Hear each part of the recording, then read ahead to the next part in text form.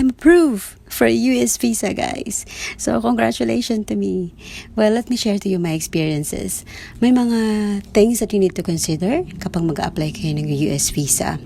Actually, yung pag-fill out pa lang ng form, it took me almost 2 hours para ma-accomplish yung form online. So, medyo mahirap siya matrabaho, but I would suggest that you do it yourself.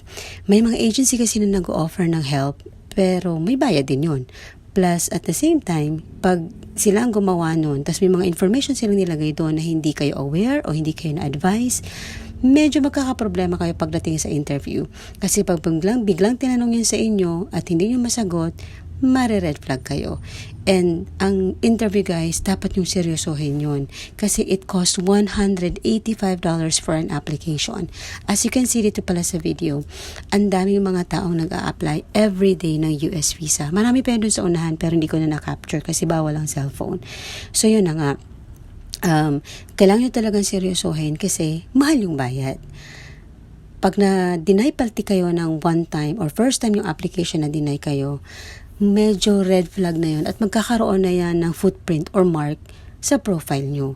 Kaya kailangan nyo seryosohin ang pinakaunang interview na gagawin yung US visa application nyo.